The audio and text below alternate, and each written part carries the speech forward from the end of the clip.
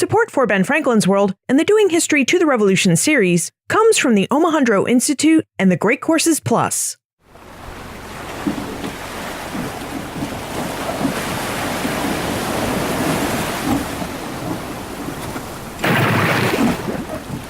Shh. Careful and steady, lad. We don't want to alert the customs collector. Mr. Hancock has a lot of money wrapped up in these here tea chests. And if we lose this cargo, he'll have our heads. So steady and quiet now. We just have to put into that code over there. At the end of the French and Indian or 7 Years' War in 1763, Great Britain claimed that smuggling was a big problem in its North American colonies. Therefore, British government officials set out to solve this problem by cracking down on smuggling during the 1760s and 1770s, a period that we now think of as part of the American Revolution. This British crackdown on smuggling took two forms. First, Parliament passed measures like the Sugar Act of 1764, the Townshend Duties of 1767, and the Tea Act of 1773. Now, although we traditionally think of the Sugar and Tea Acts as taxes, they were actually regulatory measures that imposed taxes while also lowering the prices on British regulated versions of these goods.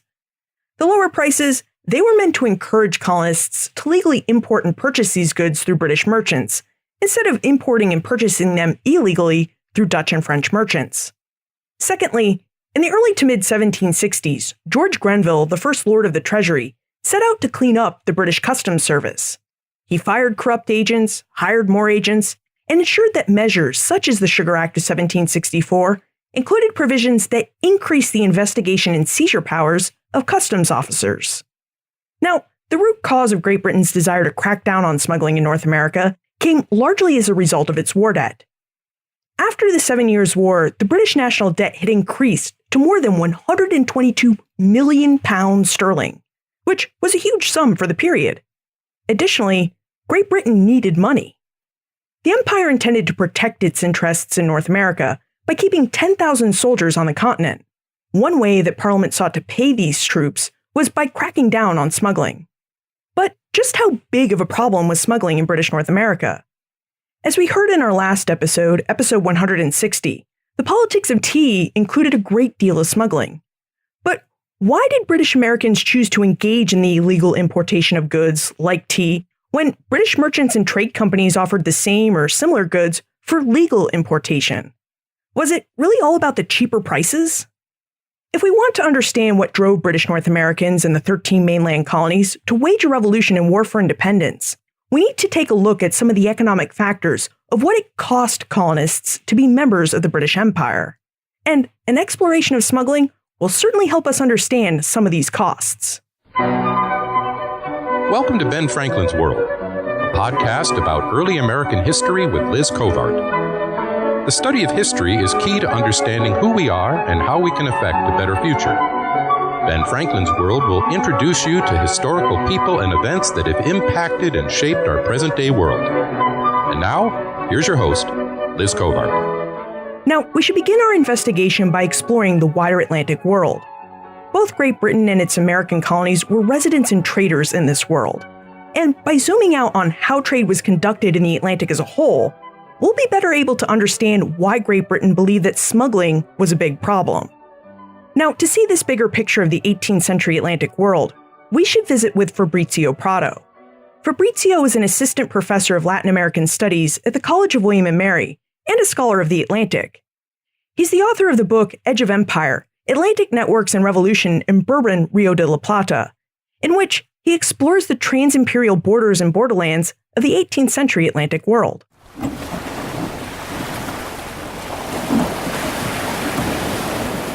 Fabrício, we're trying to better understand the Atlantic world in the 18th century.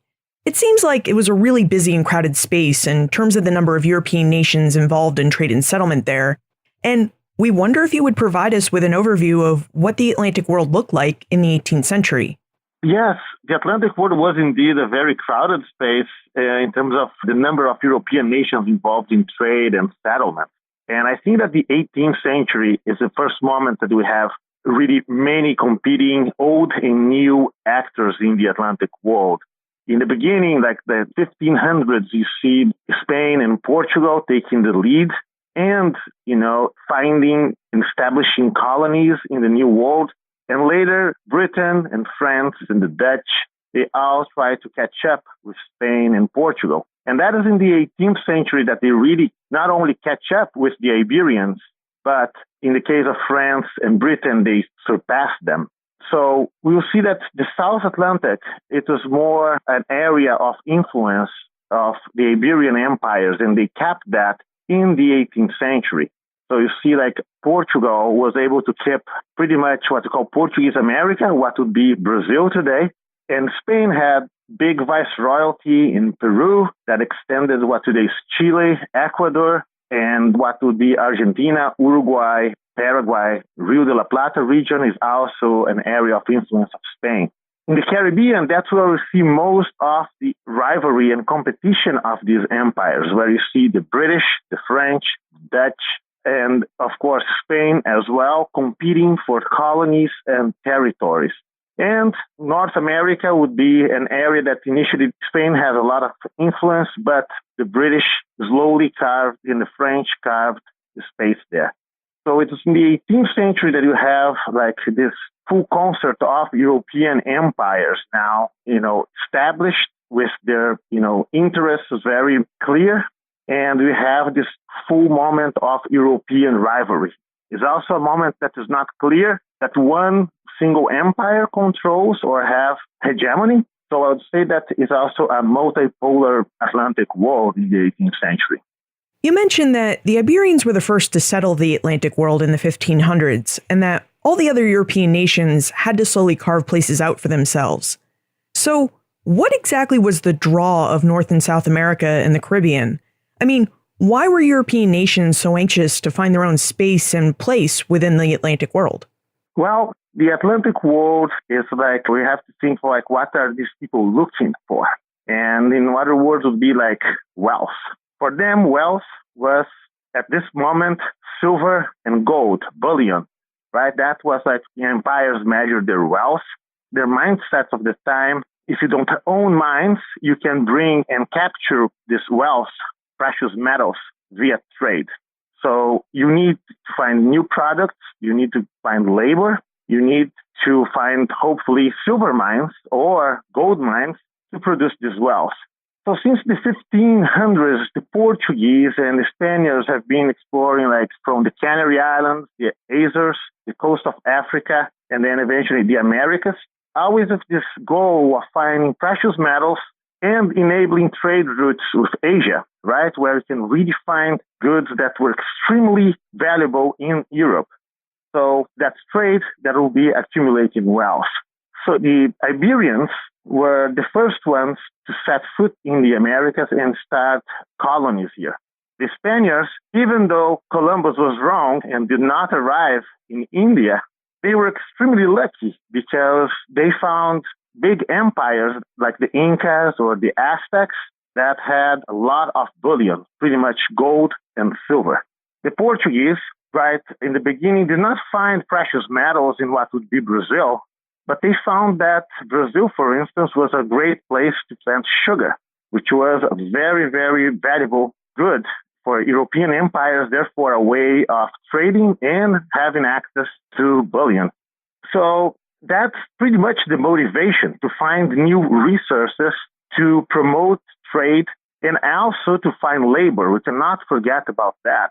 European empires were able to find labor pools here, like indigenous labor that will be in the beginning. Indigenous people would be enslaved, and you have other forms of extracting labor, many times in a coerced way from indigenous people. And later you'll see enslaved Africans being brought to the New World to labor in these colonies to produce these goods that will become big staples of globalization. Sugar, coffee, cotton, all of these products that were produced in the Americas for the Atlantic trade in order to produce the ultimate goal to accumulate this wealth that at this time period was pretty much bullion. Since we're talking about ideas of wealth, we should probably also talk about the reigning economic philosophy of this early modern period, which was mercantilism. Fabrizio, would you tell us about mercantilist ideas and how they impacted the development of trade in the Atlantic world? Well, absolutely. And that is crucial for us to understand the motivations and the strategies that these people, these historical agents, what motivated them back in the 18th century.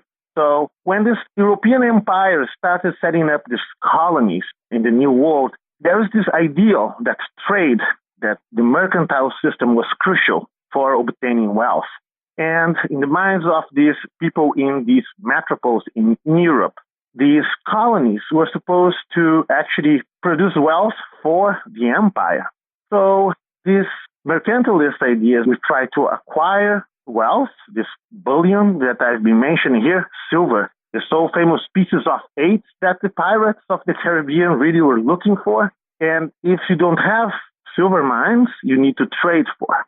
And the important thing is to be sure that when you have a trading relationship, that the metropole of a specific empire would have advantages in that relationship.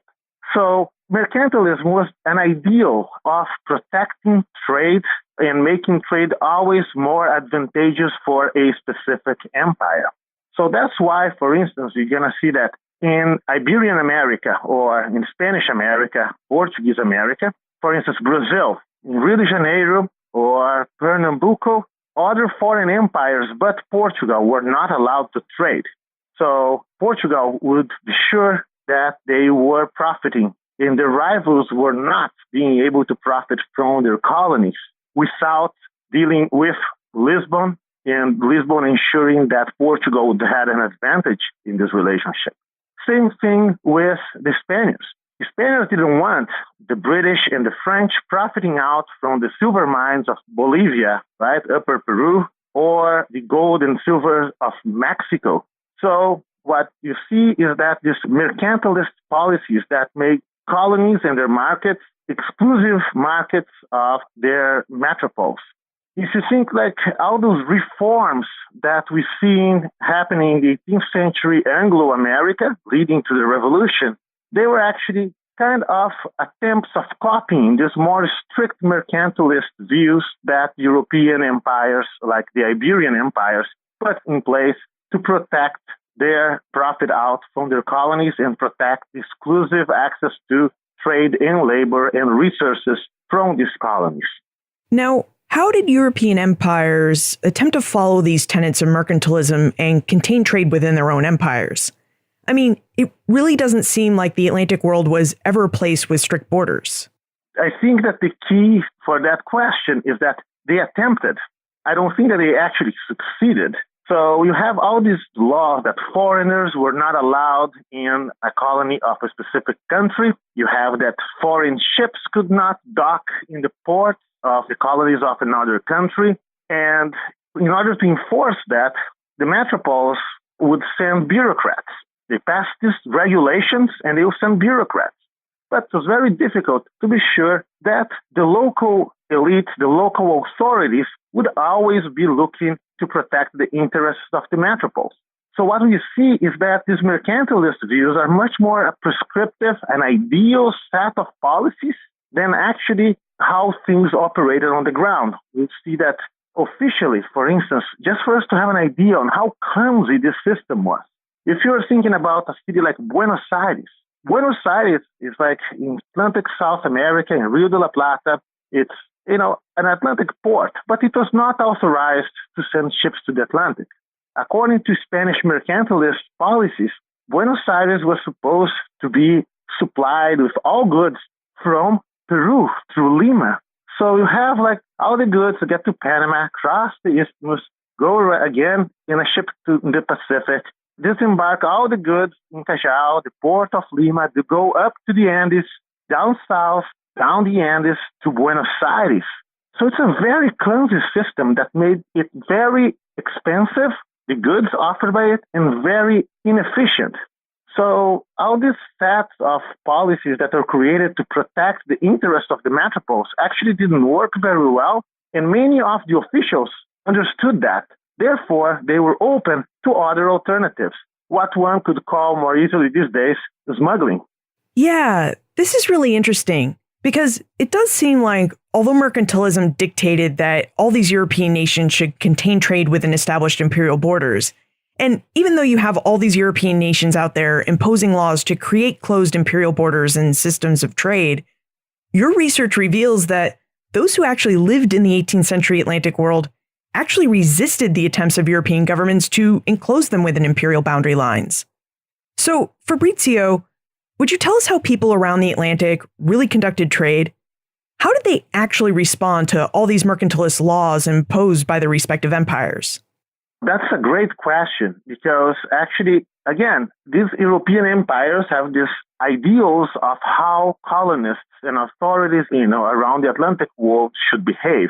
But when you're living in a colony, you have a family, you have a network of people, there is a society and a community that actually have concrete needs, goods, like they need access to resources. And sometimes these mercantilist policies just were not really helpful. So what we see is that the local interests, local communities, local authorities had very different interests than the authorities back in Europe. So many times, for instance, we'll see that it's inevitable that foreigners would try to attempt to trade with Spanish, Portuguese colonies or vice versa, right? British and French traders would try also to tap into the markets that were close to the Spaniards, especially regarding silver. So a big strategy here is the so-called emergency landing, what the Spaniards call arribadas. For instance, even though British or French ships were not allowed to enter into Portuguese or Spanish ports, if they were distressed at sea, they could call in and request this emergency landing. That was part of this new body of laws and doctrines that were emerging, so-called natural law, that, it's a matter of principle of civilization. You don't allow individuals to starve and die on sea. You have mercy and allow them into the port. So that is, for instance, one strategy of going around these mercantilist prescriptions, because once these foreign ships enter into a port, they were normally allowed to disembark merchandise and to sell them, at least to pay for the repairs that they needed or the supplies that they needed to continue their voyage. And of course, once things are off the boat, then it's very difficult to control what is just the necessary quantity, right? And that's one way of smuggling. Another important way that we have to keep in mind, these merchant houses back in the day, they were kind of like big family-run business. So sometimes you'll see that some families, you have Portuguese families that span Dutch colonies, Spanish colonies, and Portuguese colonies.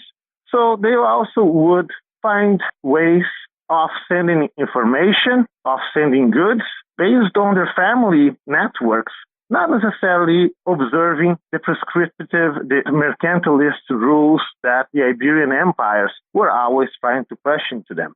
So although you have these very rigid mercantilist views and policies, trade was way more flexible because these empires, even though they wanted to be strong and be able to control the movement of every single merchant and ship, they were not able to do so. They depended on the will of colonial subjects. And as I said again, there were other interests in the colonies and this group of people that did not match necessarily what the regulations that the metropoles were trying to impose. You raised the issue of smuggling, which of course was a big deal in British North America around the period of the American Revolution. And I wonder if there was a standard definition of what smuggling meant in the 18th century. Because from the way you've described it, it sounds like you smuggled anytime you crossed an imperial border with goods. And given how crowded the Atlantic world was, crossing imperial borders wasn't a very hard thing to do. Well, actually, that sounds weird, but exactly what it was. Smuggling, if you were just wandering around the Atlantic world, smuggling was almost inevitable. Because, yes, smuggling is the untaxed movement of goods and people. So when you cross a border without paying taxes, or you're crossing a border in which you're not supposed to be crossing that border in the first place, that is smuggling. Smuggling is going against the regulation of one state regarding what you are allowed or not allowed to do in regarding to trade. Also, we can call smuggling untaxed trade, for instance, or we can call smuggling direct trade. But it's important to keep in mind here that smuggling is also a relational concept. So when you think that, oh, he is a smuggler, well, in the eyes of whom, right? Because if you have, for instance, a Dutch trader that leaves the Netherlands, paying all his taxes and, everything is fine, gets to, let's say, Buenos Aires and tries to sell there. He is not going against any laws of the Netherlands. Nevertheless, in the eyes of the Spanish Empire, that is smuggling. So we have to keep in mind that smuggling is always in the eye of the beholder. But every time that someone is crossing a line and not paying taxes or going against an imperial regulation, that would be smuggling. So every time that a ship touched a foreign port, we can say that smuggling was happening. And we know that in the Atlantic world of the 18th century, with these many empires competing and a huge increase in trade and interactions between empires, even in the slave trade, more and more ships were touching foreign ports. And I would say even that by the late 18th century, touching foreign ports and smuggling is not an exception, but the rule of interactions in the Atlantic world. What's striking about this conversation is that when we study the American Revolution, we tend to get this idea that British North Americans were the only people in the Atlantic world who were smuggling. But from our conversation, it really seems like smuggling was the way of the Atlantic in the 18th century, and that anyone who was trading in this illegal way. Yeah, and I would say that that's absolutely true. Everybody's doing it because how come that, at this moment, these economies, these empires are so interdependent, right? You have like sugar from Brazil being sold in London. We have African slaves being coercively transported across the Atlantic.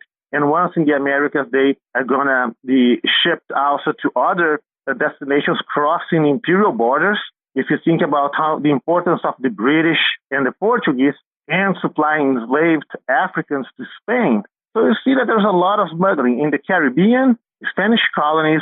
They couldn't produce wheat very often, and so they rely on North American wheat. So even for basic needs, we see that crossing imperial lines was very common. And I would say that absolutely smuggling is a normal pattern and everybody is smuggling. And we have to keep in mind it's not by chance that the ideas of free trade appear precisely in the middle to the end of the 18th century.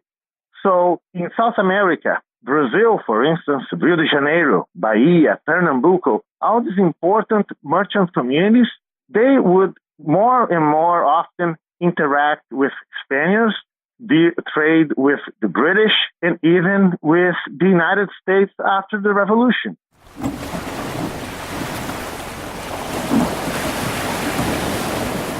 The Atlantic world was a very crowded, competitive place during the 18th century. A place where many European empires were trying to follow the tenets of mercantilism by regulating trade in such a way that their empire gained economic advantage. Of course, what empires hoped would happen with these regulations and what really happened with them are two different stories. Imperial ideas about how colonists should live and trade rarely matched how colonists actually lived and traded, so far removed as they were from the seats of imperial power. For most colonists, imperial trade laws proved too cumbersome and expensive to follow, and too difficult to enforce. Therefore, on the ground, colonists often found easier and cheaper ways of selling and acquiring the goods they needed. And in the eyes of the imperial states, these cheaper and easier ways constituted smuggling, the act of conducting untaxed trade across imperial boundary lines. But in the eyes of the colonists, allowing foreign ships to make so-called emergency landings, or crossing a river, or even sailing to a neighboring island was really just a way to buy and sell goods conveniently. Plus, given how often European empires waged war against each other in this early modern period, and traded territories in the Atlantic as a result of those wars, it was often the case that inter-imperial trade allowed friends and family members to stay connected and to continue a trade that had been legal before their homelands had changed imperial hands. Now, I think the big thing to keep in mind from our conversation with Fabrício is that smuggling was not an exception in the 18th century. It wasn't just something that British North Americans were doing or something that just the British government was concerned with.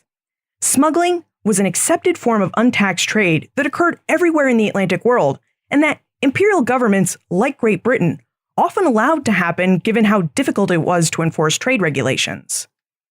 And when we think of smuggling this way, it must have been really startling for colonists in British North America to find out that starting in 1764, Great Britain intended to enforce its trade restrictions and thereby disrupt their everyday trade practices. Now, Fabrizio certainly helped us better understand trade in the 18th century Atlantic world in a global or general sense. But how did this trade work more specifically? And if smuggling was really the way of normal trade in the Atlantic world, then was it really a big problem in British North America? During our conversation, Fabrizio mentioned the Dutch and how it was not uncommon to see a Dutch ship in every port. And this comment reminds us of something our guest historians told us in both episode 159 and episode 160. British North Americans liked trading with the Dutch. They especially liked trading for cheap Dutch tea.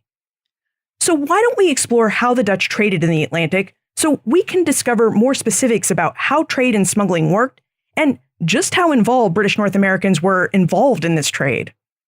To find answers to our questions, we should speak with Christian Koot, an associate professor of history and the director of the American Studies program at Towson University. Christian is an expert in the Atlantic world, specifically in connections between the Dutch and British Atlantic worlds. In fact, he's written 2 books on the subject, Empire at the Periphery, British Colonists, Anglo-Dutch Trade, and the Development of the British Atlantic, 1621 to 1713, and a biography of a map in motion, Augustine Hermann's Chesapeake. I think our adventure into the Dutch Atlantic will be fun and really informative. But before we visit with Christian, let's talk about our sponsor, the Great Courses Plus. We join each other each week to explore Ben Franklin's world because we both love history and we love learning more about it. And this is why I'm excited that the Great Courses Plus is offering you a free month of membership to all of its on-demand video courses. When you visit thegreatcoursesplus.com/bfworld, you'll find that the Great Courses Plus is your portal to dozens of courses about history, each with their own expert guide, and that your free month of membership includes unlimited access, not just to all of these history courses, but to thousands of other fascinating 30-minute long videos, or audio tracks if you prefer, that you can stream, download, and watch all on your own schedule and on all your favorite mobile devices. Now, if you're enjoying today's exploration of smuggling as an economic factor of the American Revolution, one course you might really enjoy is an economic history of the world since 1400. In this course, you'll find 30-minute long lectures about money and trade, such as Adam Smith, Mercantilism and Nation Building. A leading economic philosopher of the 18th century, Adam Smith believed that if labor creates value, then the amount of wealth in the world would increase by the collective efforts of a nation. This lecture by Professor Donald Harold will allow you to explore the founding principles and processes of mercantilism, as well as other economic philosophies and ideas that inform the development of the various economies of vast early America. Visit thegreatcoursesplus.com/bfworld to explore an economic history of the world since 1400 and this particular lecture about Adam Smith and mercantilism, all with your free unlimited month of membership. Again, visit thegreatcoursesplus.com/bfworld to claim your free month of unlimited courses.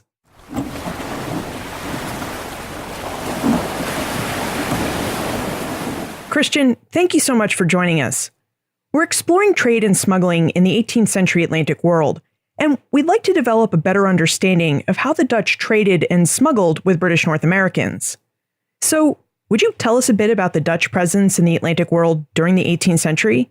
So by the beginning of the 18th century, the Dutch Atlantic Empire was, in fact, much smaller than it had been a century earlier. In the middle of the 1650s, the Dutch controlled significant territorial colonies, including New Netherland in North America, as well as perhaps most significantly, regions in what is today Brazil, where they had a series of sugar plantations. By the late 1650s, however, they had lost most of those colonies. And by the time the 18th century began, the Dutch controlled essentially a number of islands. Curacao off the coast of what is today Venezuela, perhaps most importantly St. Eustatius, which is in the Lesser Antilles. If you go sort of south and east from Puerto Rico, there's a tangle of islands, some English, some French, and Statia was the most important island there. They also controlled some plantation colonies along the coast of what is today Suriname, but these are relatively small, only a few thousand inhabitants and several small plantations. And by the 18th century, they also held on to a couple of slave trading forts on the west coast of Africa. And that was essentially the empire. It was largely a commercial empire rather than a territorial empire, as you might imagine with the British or the French, for example, who control significant amounts of territory. The Dutch, nevertheless, trade through these ports. It's really interesting that the Dutch were able to survive and even thrive in the 18th century Atlantic world, given that, as you mentioned, they only had a few plantation colonies, which were the type of colonies that really enriched other empires. So I wonder if you would tell us more about this Dutch commercial empire and specifically about the development of the Dutch transit trade. So the center of the Dutch Empire is Amsterdam itself and the United Provinces. And this developed in the beginning of the 17th century as Europe's economic powerhouse. The Dutch had several advantages. Some of them were technological. They had leaped ahead of other European rivals in shipbuilding technology, for example. They also controlled much of the fisheries in the North Sea, particularly the herring fishery. And we might not think about fish today, but fish are so essential to an economy because in the 17th century, before refrigeration, they were easily preserved and could be a fundamental source of protein. So the Dutch control trade in the Baltic, grain, lumber supplies, and fish. And they also have trade routes that connect them to the Mediterranean. So in the 17th century, Amsterdam became in some ways an entrepot that pulled commodities from all over Europe in and then sent them back out again. With Dutch advantages in shipbuilding, they turned themselves into the carrier. The English would criticize the Dutch in the 17th century as they would call them the carriers of the Atlantic, essentially not producing things, but making money by moving things around. And they do a similar thing in the Atlantic. They take the advantages they have in the Netherlands in shipbuilding. It enables them to build ships more efficiently, to sail those ships more quickly. The capital markets of Amsterdam are advanced, much lower interest rates about 3 to 4%, as opposed to 6 to 7% in a place like England. And this allows merchants to borrow money more cheaply, to invest in trade.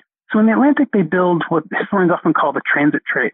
And they essentially use their islands, places like St. Eustatius, places like Curacao, to move goods through. So they bring European manufactured goods that come from their extensive European trade networks. They bring them into these islands and then exchange them at other ports, particularly English and French colonies. And this trade began in the early part of the 17th century. As the English and French were setting up plantation colonies, Dutch merchants who were already operating in the Caribbean began to offer goods for sale. And French and English colonists who were busy trying to plant tobacco and plant sugar were desperate for supplies, for European manufactured goods, textile, metal goods, things to outfit their homes and to outfit their plantations. And the Dutch traders showed up willing to buy tobacco and sugar. In a period before particularly English mercantile networks had developed to the extent that they would later on, the Dutch were essential trading partners for English colonists in Barbados and Antigua and in the Chesapeake as well. So during the first half of the 17th century, the Dutch and English in many ways collaborate on the building of English colonies. English planters benefit by getting cheap goods and somebody to buy their plantation supplies, and Dutch merchants get a source of tobacco and sugar that they didn't necessarily have elsewhere. By the second half of the 17th century, particularly by the 1660s, as the Dutch have lost Dutch Brazil, where they had grown significant amounts of sugar, this transit trade becomes the way that the Dutch get direct access to sugar and tobacco. And as this trade evolved, it becomes not just Dutch merchants stopping speculatively at a number of English ports, but rather becomes firmly established. In a place like Montserrat, for example, in the 1650s, there are several Dutch warehouses, and Dutch men, essentially factors, they're representing Dutch mercantile firms living on these colonies, warehousing European goods, trading them for tobacco and sugar, warehousing those goods, and coordinating the arrival of Dutch shipping to take them off again. So we have a significant blending here of Dutch and English people to make these colonies successful.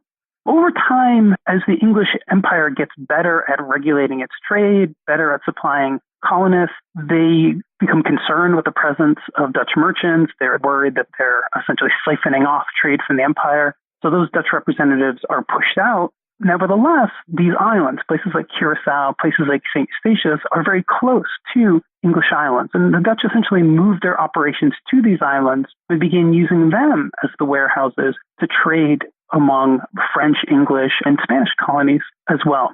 And this is true in the Caribbean. This is also true in North America. Here it was a little easier with the presence of New Netherlands, what is today New York. The Dutch had established that colony originally as a base for the fur trade up what becomes the Hudson River to trade with Iroquois and other indigenous populations. But very quickly, the Dutch begin trading, and these are independent Dutch merchants largely, begin trading from Manhattan, from New Netherlands, New Amsterdam, to English colonies in the Chesapeake and in New England as well. And the same factors are at work. These are Chesapeake tobacco planters that are desperate for trade. The close proximity of Dutch colonists enables that trade to work. And eventually, significant numbers of Dutchmen move into Virginia and Maryland. Some become planters themselves. They marry into English families. And there they create the kinds of commercial networks that will sustain this trade really through the 1660s and 1670s. So it really sounds like the 17th century, and I guess even the 16th century development of Dutch trade in Europe and the Atlantic world paved the way for the development of the 18th century Atlantic transit trade. I mean, the Dutch used all of the technology and connections they had forged in those earlier periods to fuel their trade in the 18th century. Yes, that's right. So essentially there is this, one could think of it almost as habits of trade that evolve, but those habits are not just habits, they're pathways. People know about markets, they know what goods are available, they learn the seasons where goods are produced. So those kinds of ties create a foundation that then gets built on. And part of that too is these familial relationships. In New Netherlands, there are family connections both in New England, but also to the Chesapeake. In the Caribbean, the familial networks that are more important tend to be actually Sephardic Jewish. Amsterdam had long been relatively friendly to Jewish migrants, many of them fleeing Inquisition in Spanish and Portuguese territories. They had gone from Amsterdam into the Atlantic as Atlantic trade expanded, as people from all over the world did that had come to the Dutch Republic. And those Sephardic traders, based both in Dutch colonies, but also in English colonies, French colonies, and Spanish colonies, and many of them had gone to Spanish colonies essentially to escape the Inquisition, create familial networks that enable this kind of trade. So we have this foundation, I think you're right about that, this foundation laid in the middle of the 17th century that extends into the 18th century, that's based upon habit, that's based upon the knowing of markets, but also is deeply enmeshed with family relationships. So we have all of these people who live outside of the Dutch Empire, like British North Americans, who are really in the habit of trading with Dutch traders by the 18th century. What happened to this American and Atlantic form of trade when Great Britain started passing the Navigation Acts, which were designed to keep as much of the Atlantic trade as possible within the British Empire? That's a great question. So this is perhaps most an example in New York, what becomes New York City, right? New York is conquered by the English in 1664, largely because they see New Amsterdam and New Netherland as siphoning off trade in North America. Governors in New England, for example, complain about competition for the fur trade. English tobacco traders complain that Dutch merchants are siphoning trade out of Virginia and Maryland. And this is one of the reasons that leads to the conquest of New Netherland by the English in 1664. But Dutch traders can go anywhere. The Dutch traders who live in Manhattan, in what had been New Amsterdam, become English citizens. This is where they live. This is where their family ties live. Yet they hold on to the kinds of connections that enable them to continue to trade. So as the Navigation Acts get passed first in the 1650s and then sort of reaffirmed and extended in the 1660s and after, many traders that had been trading continue to trade as they had. The Navigation Acts are designed to push them out, but one of the things that they actually do is in some cases they encourage more trade, more illegal trade. And the reason they do that is because they artificially raise the price of imported goods. So one reason that English merchants are trading with the Dutch is because Dutch merchants are able to supply manufactured goods cheaper. And sometimes they can provide them as much as 30 and 40% cheaper. And that's in many ways about the technical advantages of production and credit in the Netherlands. So if they're going to do that, if the English are going to pass a law that makes that trade illegal, or at least funnels that trade first through England and to the colonies, what they've done is actually artificially raise the price of imported goods, which means that continuing to trade with a Dutch representative or a Dutch individual is even more attractive than it had been before. So the Navigation Acts, in theory, are supposed to stop this trade, but in reality, it never actually happens, or it never fully works. And we also know that people are creatures of habit. They don't like change. And in the years before the Navigation Acts, British colonists had developed a habit of trade with the Dutch. Then Parliament comes in, imposes the Navigation Acts, and all of a sudden, these regular trading habits became illegal. Of course, these trading habits continued anyway, but under what the British government termed as smuggling. So here's one of the great things about this idea of smuggling, and it's really all about perspective, right? So if you're in a British colony in the 18th century, smuggling can mean all kinds of different things. It can mean evading import and export duties. It can mean going around a state monopoly, such as the Royal African Company, which for most of the 17th and early 18th century controls the trade in enslaved Africans. It could also mean just violating local rules about trading at a certain location as opposed to another location. Or it could mean trading particular goods. Most commonly, we think of smuggling in the frame of the Navigation Acts, right? Trade that was outside of the empire, that was foreign trade. But here's where perspective really matters. So colonists who have been trading the way that they always have get told that their trade, these sort of habits that they've established for decades, are no longer legal. Well, the smuggling to them then is not really a violation of the law of nature. And Adam Smith has a great line about this in The Wealth of Nations, written at the end of the 18th century, where he talks about smugglers aren't people who violate the laws of nature. Rather, what he says is that essentially smugglers are excellent citizens who have the law changed on them. And it's not really that they try to smuggle, it's that what they had always been doing gets termed smuggling all of a sudden. And that's one of the other really important things to say about smuggling in the 17th and 18th centuries. We tend to think about smuggling in terms of something like illegal drugs today. People who are involved in the moving of illegal drugs, because those drugs are legal by definition, what they're doing is smuggling, and there is no legitimate drug trade. But in the 18th century, smugglers didn't smuggle all the time. Smugglers traded some things legally and some things illegally. It depended upon the options that were available to them. They didn't set out to break the law. And sometimes they even combined legal and illegal trade. So one of the most common things that happens in the 17th and early 18th century is, as we said, the Navigation Acts essentially say that colonial trade of valuable goods, what were called the enumerated goods, these are things like tobacco and sugar and furs, these things have to go to England before they can go anywhere else in Europe. And at the same time, when buying imported manufactured goods from Europe, those things have to come from England. Even if they're produced somewhere else, say in the Netherlands, they need to go first to England and then to the colonies. And the reason for this is that the metropolitan officials in England can collect duties on these, and that the English economy benefits from this trade. What we have, for example, in New York or in the Caribbean, what happens is that it's legal to send enumerated goods, to send tobacco or sugar, for example, to the Dutch Republic as long as you stop in England first, pay duties on your cargo, and then continue on to the Dutch Republic. But what, of course, merchants end up doing is they do this. They follow the technicalities of the rule, yet they only pay duties on a small percentage. They hide some of the cargo, for example. And, Barbados merchants are notorious for this, as are Philadelphia and New York merchants at the end of the 17th, beginning of the 18th century. But this sort of combination of legal and illegal trade suggests to us that when colonists thought about smuggling, they didn't think of themselves as rule breakers or as lawbreakers. Rather, what they're doing is combining a variety of strategies so that they can succeed, so that they can profit. And it's the imperial government who is changing the rules. This matter of perspective also matters when thinking about the Dutch, because for Dutch merchants, English laws that say that their trade is illegal don't apply to them. So by breaking the English Navigation Acts, they're in fact not breaking the law at all. Only from the perspective of another empire are they breaking the law. And the same thing's true with Dutch trade to French colonies or to Spanish colonies as well. I wonder if you would talk to us a bit about the rivalry between Great Britain and the Netherlands, because it's a rivalry with a fairly long history, and one that seems to have really informed the English decision to try and stifle Dutch trade in both North America and in the Caribbean. Yeah, the Dutch and English have this very interesting relationship in the 17th and early 18th century. As Protestant nations, in many ways, they're tied together. There are a significant number of Englishmen that are in the Netherlands helping them in their war against the Spanish at the end of the 16th and beginning of the 17th century. But by the time we get to the middle of the 17th century, as the English are attempting to create an agricultural empire, beginning to grow tobacco and sugar, and wanting to capture the profits from that trade, they begin to see the Dutch as an obstacle.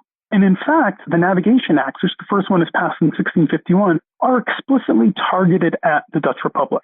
There are, if you look at sort of the pamphlet production in England, sort of political and economic pamphlets, these are targeted specifically at the Dutch. They have this sort of love-hate relationship. Many pamphleteers talk about how England, who's lagging behind in its economic development from the Dutch Republic, should imitate what the Dutch are doing. But in trying to imitate what the Dutch are doing, they, of course, are faced with the idea that it's, in fact, Dutch traders who are carrying many of their plantation goods. So we have the Navigation Acts passed first in 1651, and then again after the restoration of Charles II in 1660 and through essentially that decade. They're trying specifically to push the Dutch out of the overseas English carrying trade. At the same time, the nations fight 3 wars in the 17th century and another in the 18th century that are largely commercial wars. These are wars at sea in which the English are using the naval fleet to essentially engage in a commercial war to hurt the Dutch ability to continue to erode their trade. So very much so, the tension and the laws of the 17th century are directed exactly at trying to push the Dutch out and to recapture trade by the English. Now, we know that after the French and Indian or 7 Years' War ended in 1763, Great Britain had a huge war debt that it had to find ways to raise revenue to pay off. And one of the ways it attempted to raise revenue was to crack down on smuggling in North America. So, Christian, would you tell us just how big of a problem smuggling was for British North America during the mid to late 18th century, and how much of a role the Dutch played in facilitating that smuggling? By the time we get to the 7 Years' War, the Dutch have been in a little bit of trouble, right? So the Dutch are not as dominant as they had been 50 years earlier. And some of that's about catch up. Essentially, England's economy is catching up to the Dutch economy, and its advantages in production and textile production and production of other kinds of manufactured goods is now being matched by the English. The capital markets that the Dutch had developed are now in many ways being matched by the English as well. So those advantages that had made the Dutch transit trade so productive were largely disappearing by the time we get to the mid to late 18th century. That being said, North American merchants living in British North America were now driving much of the trade with Dutch colonies. And it's not just Dutch colonies, it's also French colonies. And this is often that molasses trade that's talked about that begins essentially in the early part of the 18th century and really flourishes by the middle of the 18th century. And that trade is essentially driven by the production of provisions, foodstuffs, largely dairy products and wheat in places like Philadelphia and the Mid-Atlantic region and in New England. The main market for those goods had originally been British sugar plantations in the British West Indies. Lumber is another one of these goods, barrel staves and lumber. By the time you get, however, to the 1710s, the British sugar plantations weren't growing as rapidly because the land that they already had was under cultivation. And the rivalry was now coming from the French, who were growing in this period. So we have New England and Mid-Atlantic merchants increasingly trading to French islands, but also to Dutch islands like Curacao and St. Eustatius, who are themselves trading to the French. So they're sending provisions, foodstuffs, to these islands along with lumber. And in return, they're getting molasses and rum, right? These are products that are produced by sugar. This trade, by the way, is completely legal. These are not enumerated goods, and thus this trade is illegal. What becomes illegal is that sugar sometimes comes back as well. Eventually, in 1733, because British sugar planters are complaining about increased competition, largely from French planters, the English passed this law called the Molasses Act in 1733, which puts a tax on the importation of French molasses. And it's designed to stop this trade. But it doesn't. And it doesn't because British North Americans need to trade with someone. And they continue to do so, to trade to French islands and to trade to Dutch islands as well. By the time we then get to the 7 Years' War, which is where your question began, that trade remained significant. And the presence of increasing numbers of British officials that had come during the 7 Years' War, particularly naval officers, are outraged that they see, even during a war with the French, North American merchants continuing to trade with French islands. So that's some of what's driving these new attempts to crack down on North American trade after the war. It's trade that had already existed, but now sort of become newly visible to English officials. The other part of that, and this is perhaps where the Dutch are specifically more important, is the tea trade. For a variety of reasons that had to do with English and Dutch rivalry in the East, where they had access to tea plantations and to the production of tea. The English East India Company, which was a monopoly company that controlled tea, wasn't very efficient at selling tea to the colonies. It required colonists to buy large amounts of tea at auction. Many North American merchants couldn't afford that tea. Meanwhile, it was significantly taxed, and British North American merchants began to buy tea at Dutch islands. By the time we get to the 1760s, they're smuggling significant amounts of tea. Some estimates were as high as Thomas Hutchinson, who becomes the governor of Massachusetts in this period, estimates that something like 5/6 of all the tea that flowed into Boston was smuggled during the 1760s and early 1770s.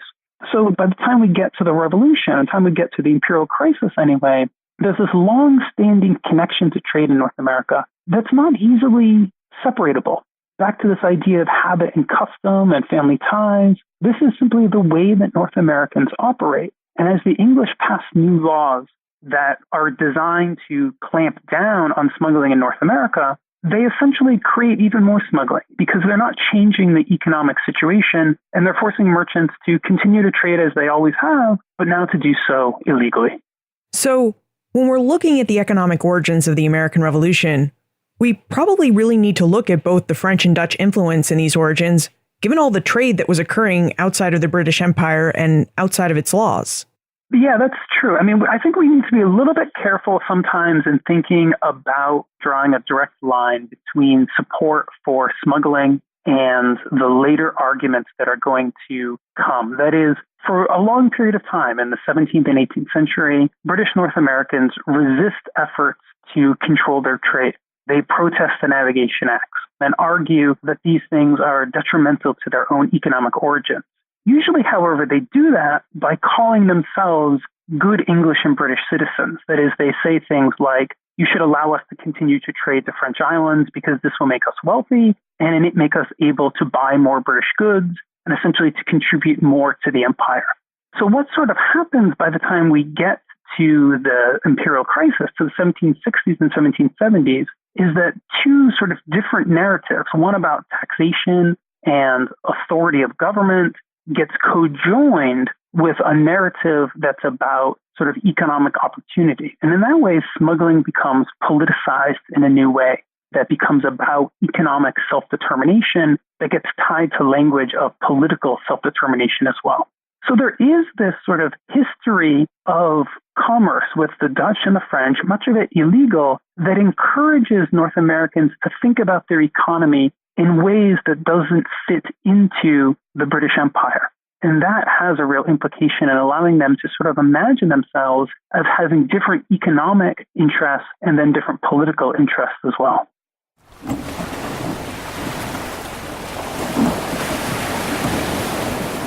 According to the political and economic philosopher Adam Smith, the man who laid the foundations of classical free market economic theory, smugglers weren't people who violated the law of nature or rules of moral behavior.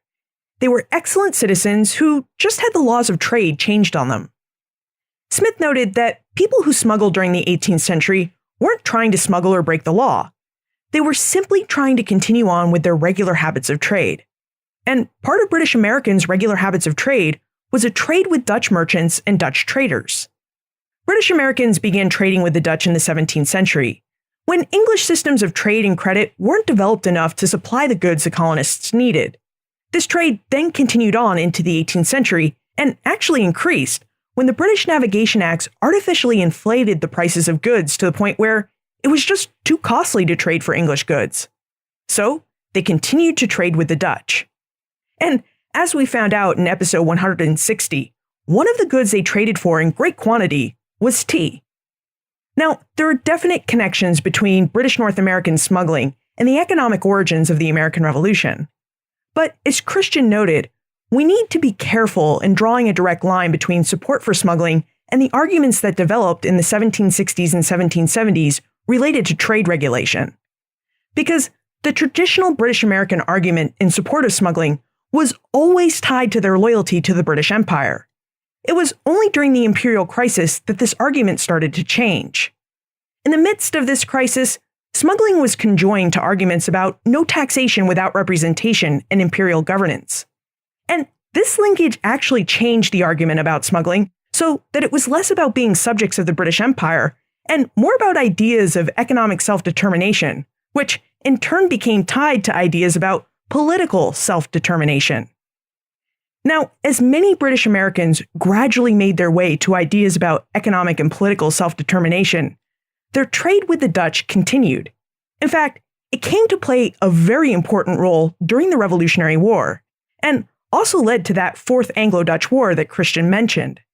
But to understand that story, the story of the pivotal roles that the American-Dutch trade played in the Revolutionary War, we'll have to visit with Wim Klooster, so he can take us to that small Dutch island that Christian mentioned, St. Eustatius.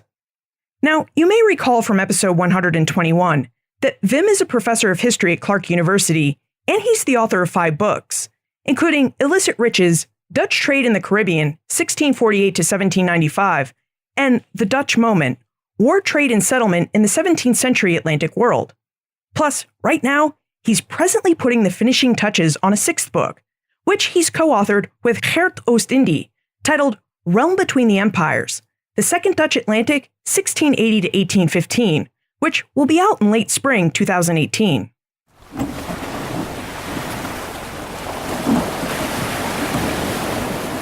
Thank you for joining us, Wim. We have questions about St. Eustatius and its role in the American Revolution, and we wonder if you could tell us more about it. So, would you start by telling us how this Dutch island developed into a major port and hub of the Dutch transit trade? Well, St. Eustatius was first settled by a Dutchman in 1636, a man who hoped to make it a tobacco island, but it never became a major producer of cash crops of tobacco or sugar. Instead, very quickly, commercial ties with surrounding foreign colonies were forged, with the English, with the French colonies, and St. Eustatius, in the middle decades of the 17th century, became an importer and re-exporter of products grown outside of the Dutch Caribbean, in the English and the French islands. And then by the late 17th century, it also begins to develop a slave market, providing enslaved Africans to the nearby French and English islands, where the planters were always in need of workers. There was a modest local demand for enslaved Africans as well, but certainly not as large as that of the foreign customers. When we spoke with you in episode 121 about the 17th century Dutch Atlantic Empire, you noted that the Dutch made a lot of money because they remained neutral during many wars, which really allowed them to take advantage of the fact that even in wartime, everyone needs a trading partner. Did this plan of Dutch neutrality play a role in the development of St. Eustatius into a busy port and transshipment center? Yes, to some extent, and there's a difference here between the 17th century and the 18th century. In the 17th century, the Dutch themselves are, of course, often involved in wars with Spain, with Portugal, and 3 wars with England. That changes in 1674 when the Dutch West India Company is abolished and re-established, but now it's no longer a war machine. And that means that the Dutch are not on the offensive anymore in the Atlantic world. They keep the colonies that they have, they don't expand. Nevertheless, the Dutch Republic is involved in warfare in the late 17th century, in the early 18th century, in the War of the Spanish Succession. But after 1713, you might say that the involvement of the Dutch in international wars is very minimal. And at the beginning of the 7 Years' War in 1756, they actively revert to a policy of neutrality. And that was in the interest of the Dutch themselves. The Dutch Republic was no longer a major player in European affairs. And to participate in this war that pitted France against Britain, to participate in this 7 Years' War on the British side would have left the Dutch vulnerable on land against the mighty French army.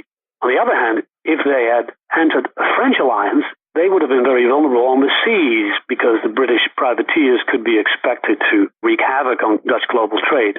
So Dutch States General, the government, argued that neutrality guaranteed that neither of these 2 belligerent countries, France and Britain, could make a move that would drive the Dutch into the arms of the enemy. Nonetheless, the Dutch do suffer from this policy of neutrality. There's an estimate that in the 7 Years' War alone, the British privateers seized such vast numbers of Dutch ships that they cost the loss to ship owners and investors of some 22 million guilders. But at the same time, we know that many of the ships that were seized were later given back to the Dutch. So they were condemned as prizes, but the High Court of Admiralty in London overturns those decision. So you might say that despite all these confiscations, despite all these captures, trade remained lucrative enough. So neutrality does play a role there, but it's clearly not the only factor. It really does seem like trade in the Atlantic was highly lucrative for the Dutch, because many in the 18th century knew St. Eustatius, or Statia, as the Golden Rock. Would you tell us more about that nickname? Why was Statia known as the Golden Rock? First of all, I've been to the island, and when you approach the island, it does look like a rock rising from the Caribbean Sea. It's a very small island. It's just about 8 square miles, and it does look like a rock, and it became known to the outside world as a Golden Rock, not so much to the Dutch themselves, because of the island's wealth. That was clear once you approach the island, certainly by the middle decades of the 18th century, when new warehouses were built right on the lower end of the island. Land was reclaimed from the sea to build these new warehouses, and trade was clearly thriving. To give you an example, by the early 1760s, each year more than 2,000 vessels cast anchor at Oranjestad at the port each year, which was a dramatic increase from just 30 years before, when there were probably no more than 150 ships that arrived each year. So it was an extremely wealthy island. A lot of wealth was generated. And you had on the island merchants, not just Dutch merchants, but many merchants with a British background, which led to English becoming the chief language spoken on the island already by the early 18th century. Merchants who were looking for both provisions for products from Europe, such as hats and stockings and spices. Spices, of course, originally coming from the East Indies. Glassware from Europe, axes, cotton fabric, linen from Germany. But they were also looking for goods coming from Ireland, including beef and salted fish. From North America, provisions such as cheese and fish from New England, bread and flour from New York and Philadelphia. And then all kinds of building materials were also coming from North America: planks, shingles, hoops, staves, bricks, tar, etc. Then Statia offered massive quantities of rum and molasses, these byproducts of sugar, and certainly the North Americans were very interested in that, these byproducts of sugar. So the sugar originated in the French islands. It ended up, along with the rum and the molasses, in Statia, and was there then bought by North Americans. So it gave rise to a very thriving trade between English and French subjects on the roads of the Dutch island. And Statia helped facilitate the Dutch trade in tea, too, right? The tea trade, too, yes. It became one of the main conduits of tea from entering first from Europe and then ending up in North America, the famous tea trade. As Wim has described for us, Statia developed into a thriving transshipment port for Dutch trade in European, Asian, and West Indian goods in the Atlantic world. And during the American Revolution, it came to play a vital role in the Revolutionaries' war efforts. Wim, would you tell us about the important role Statia played in the American Revolution? After the start of the American Revolutionary War in 1775, Statia started providing war material, especially gunpowder and naval stores, to the Continental Congress, especially by Dutch firms based in Amsterdam, sending ships with gunpowder to St. Eustatius. And from there, then, ships, very small vessels like sloops, were sent to North America, where in exchange for the arms and the ammunition that they provided, local produce entered station ships like tobacco from the Chesapeake or indigo from South Carolina. So what you find is that these small vessels from Statia anchored a little distance away from, for instance, the port of New York, and from there they would send these contraband goods, as they were considered by the British, in small boats to the nearby port. And we know, for instance, that in the first half of 1775 alone, so the very beginning of the revolution, at least 4,000 barrels of gunpowder arrived in the 13 colonies from the warehouses in St. Eustatius. How are station and Dutch merchants able to meet the American demand, specifically for military stores like gunpowder? Well, this has to do with the long-standing trade, of course, between Amsterdam on the one hand and the island of St. Eustatius, the Dutch island on the other hand. So the Dutch, partly shielded by their neutrality, met the demand of the North American revolutionaries for gunpowder and naval stores simply by sending it to St. Eustatia and never minding that it was illegal, because the illicit trade in the Caribbean had made St. Eustatius into what it was, just like the island of Curacao further to the south was one of the major smuggling islands in the Caribbean. So these Dutch companies specialized in the production of gunpowder had their connections with trading firms in Amsterdam and some other Dutch ports which then sent the goods to St. Eustatius, and from there they arrived in North America. Now, earlier you mentioned that by the 7 Years' War, the British had a superior naval power to the Dutch. So, as the Dutch were shipping gunpowder from the Netherlands to North America via St. Eustatius, how were they able to avoid the British naval power? Well, they did not in the long run, because this trade was barely disguised, and it was only a matter of time before the British found out about this, in part because it was a repetition of moves from earlier wars, from the 7 Years' War, in which the Dutch had also shipped massive amounts of gunpowder to St. Eustatius, or earlier during the War of the Austrian Succession in the 1740s. And usually it was the French who had benefited from this, and the Dutch had been punished by the British privateers in the 1740s and during the 7 Years' War, the French and Indian War. So the same happened again now, and this provoked the ire of British naval commanders in the Caribbean, of course. Well, before we move on to exploring the ire of British naval commanders, we should talk about one more piece of assistance the Dutch at St. Eustatius gave to the American revolutionaries. On November 16, 1776, St. Eustatius supposedly became the first foreign land to recognize American independence. Wim, would you tell us about the first salute and its significance? Adding insult to injury, so on top of the shipment of gunpowder and naval stores, the Dutch, at least to many Americans at the time, became known as the first country to recognize U.S. independence. What happened on that day, November 16th, 1776, is that a brig, the Andrew Doria, a ship of the new Continental Navy, arrived in Orange Bay at St. Eustatius and offers a 13-gun salute, 1 gun for every rebellious colony. That is then answered by the Dutch governor at St. Eustatius with a salute of 11 guns. And this was according to international protocol to respond with a salute, 2 guns less than what you received. But in the eyes of the British, in the eyes of the Patriots, this was tantamount to recognizing the independence of the rebel states. Now you can argue that the Dutch may not have been the first, that St. Eustatius may not have been the first in that, according to some, the Danish island of St. Croix had already done the same in June of 1776.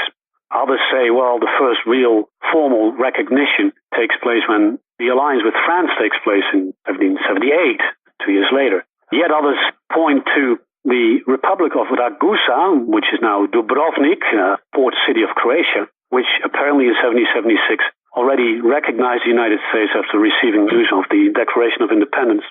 So there are many, you might say, first salutes, but the first salute with capital letters internationally is still, I think, considered to be the salute given to the Andrew Doria in November 1776 in St. Eustatius.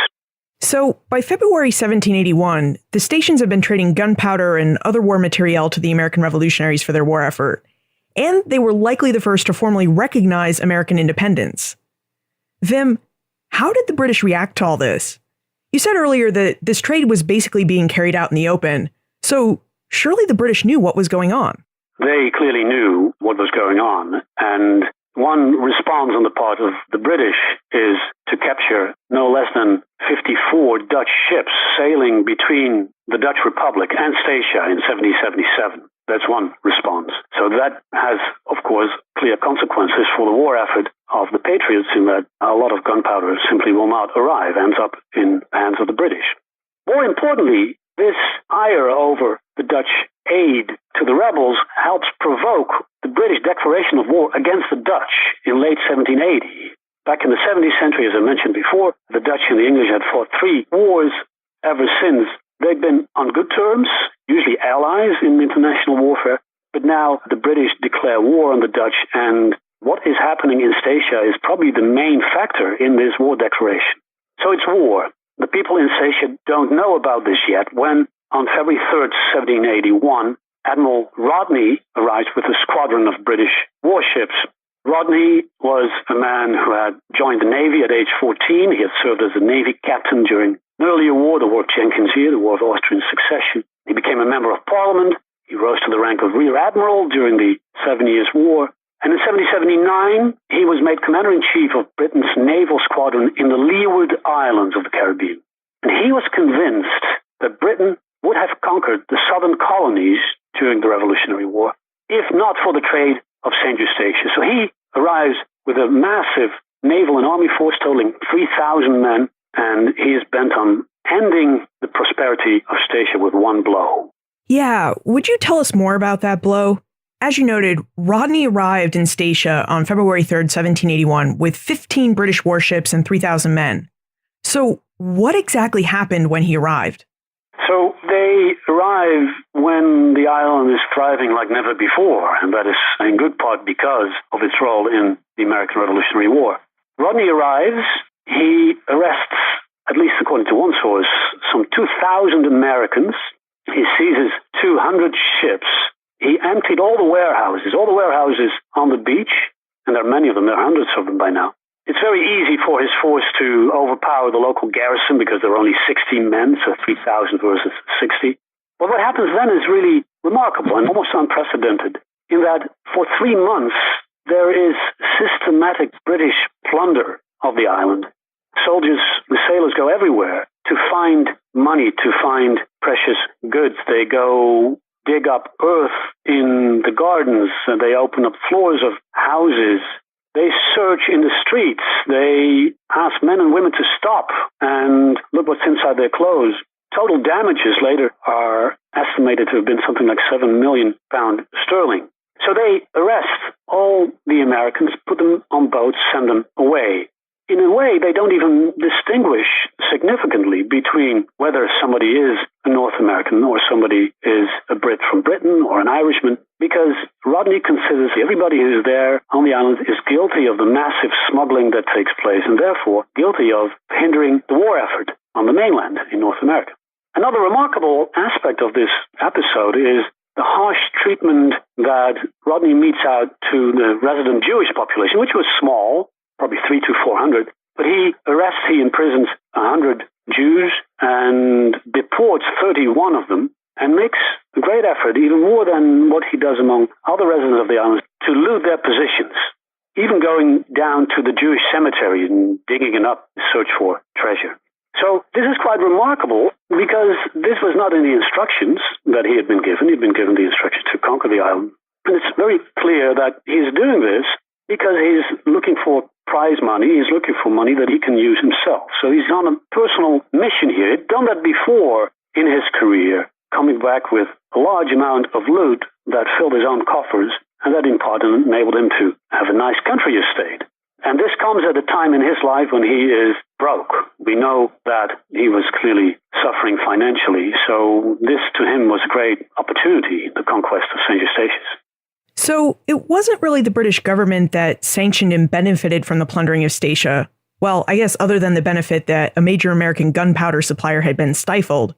But it was really Rodney who benefited from the severe plundering of Statia. Indeed, it's benefiting Rodney. And there's actually more to this, because conquest of St. Eustatia and the plunder of the island has major consequences for what goes on in North America. Yeah, would you tell us about those major consequences? Because Rodney was in Statia for 3 months to carry out his plundering of the island. And meanwhile, in April, Admiral de Grasse arrives in the West Indies with his French naval fleet and notifies the Comte de Rochambeau that his orders are to sail north to assist the Franco-American forces against the British in North America. So he doesn't seem to care too much about what is going on in North America, where we are now moving in the direction of the Battle of Yorktown. So Washington with his troops and the French Count de Rochambeau are teaming up for what will be one of the decisive battles of the American War. And what we now know in hindsight is that the battle could not have succeeded without the participation of a fleet that arrived first from France to the Caribbean and then left from Saint-Domingue, present-day Haiti, for the Chesapeake. And that is a fleet led by the French admiral, the Count de Grasse, with his fleet of 29 ships, 3,000 soldiers. It arrives at the Chesapeake Bay in September of 1781, and eventually, after a battle is won against a British fleet, manages to blockade the Chesapeake, blockade Yorktown. That means that there is no way out for General Charles Cornwallis, who's in charge of the British troops in the south. So this episode could not have unfolded if Rodney had done his job. So historians have said that Admiral Rodney should have first intercepted the fleet as it arrived at Martinique from Europe. He did not do so because he was too busy with the spoils of his successful raid on St. Eustatia. It was still on the island, even though the conquest was by now secure. So he failed to intercept the French naval force before it reached Martinique, and he also neglected to chase it when it sailed from Saint-Domingue, from Haiti, to Virginia. And in both cases, he was motivated by concerns that arose from the merchandise that he had seized in St. Eustatius. He doesn't even bother to go to North America anymore. He delegates his task to Sir Samuel Hood, and he goes back to England trying to defend his actions in St. Eustatius because by now there is quite an uproar about what he has done on the island. So, due in part to Rodney's preoccupation with St. Eustatius, the Franco-American force defeated the British at Yorktown. Wim, whatever became of Statia after Rodney left with his plunder? So the island is then very quickly occupied by the French, by 3 French squadrons that overpower the British occupiers that have been left behind by Rodney. And the French only give it back when the Treaty of Paris is signed that ended the American Revolutionary War. St. Eustatius manages to return to its former commercial heights for a little bit in the years afterwards, but by the end of the 18th century it collapses and it never really becomes a major commercial power in the 19th century. So this was the heyday, and the heyday, for all practical purposes, was really ended on that day that Rodney invaded in February 1781. And what happened with the Fourth Anglo-Dutch War between Great Britain and the Netherlands? When did that war end? It ended in 1784, and it was a clear sign to the Dutch that they were no longer a great power. That was already known, but this was another way to stress it. The Dutch then undergo a very interesting period in their history because as the 1780s advance, a patriot movement begins in the country that has in some ways similarities to the ideals of the French revolutionaries starting in 1789. But in 1788, there's a Prussian force that overruns the Netherlands, helped by Great Britain, and this patriot revolt is then ended. But in a way, you can see echoes of the American Revolutionary War in the ideology of these patriots, who call themselves patriots, of course, for a reason, and who try to organize themselves in the same way as the American patriots had done during their Revolutionary War.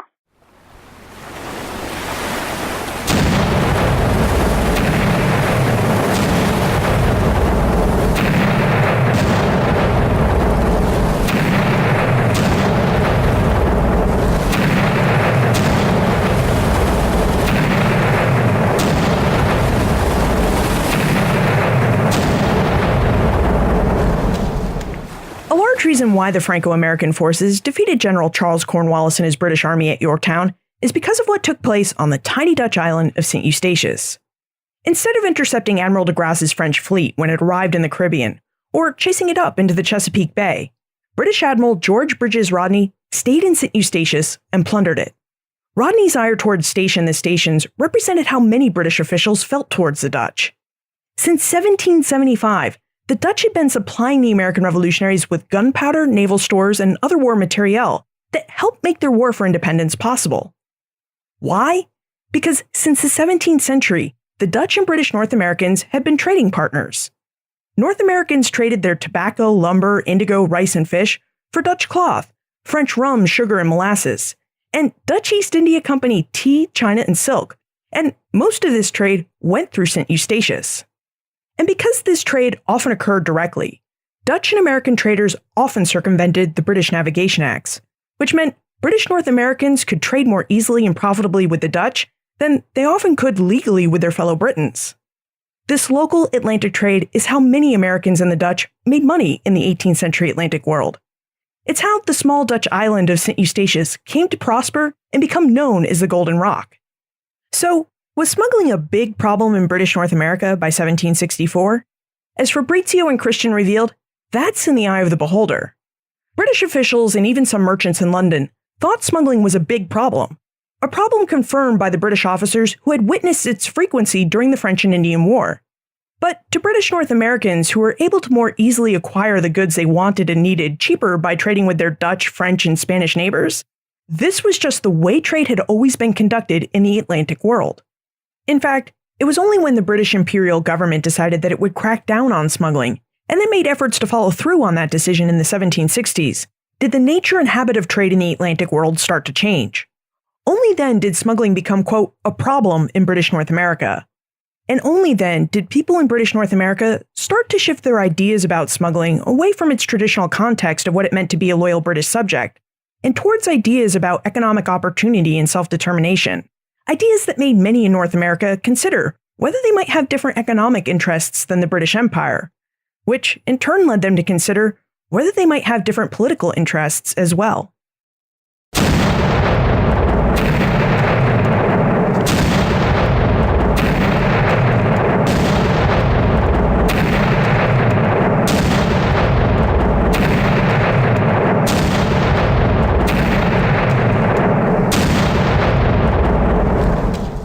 If you'd like more information about our guests, their books, and notes for what we talked about today, visit the show notes page, benfranklinsworld.com/161.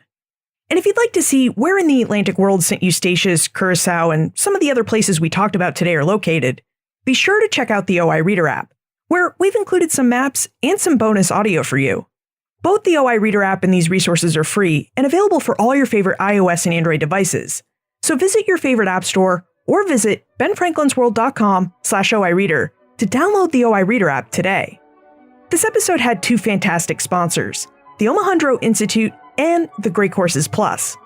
The Great Courses Plus is offering you a free 1-month unlimited trial of all their courses. And all you have to do to claim this free month is visit thegreatcoursesplus.com/bfworld. Finally, has our exploration of smuggling and how people around the 18th century Atlantic world thought of it changed how you think about smuggling and the role it played in the American Revolution? I'd love to know what you think, so send me your thoughts. Liz at benfranklinsworld.com, tweet me at Liz Covart, or post a comment in our listener community on Facebook. And remember, never leave till tomorrow that which you can do today.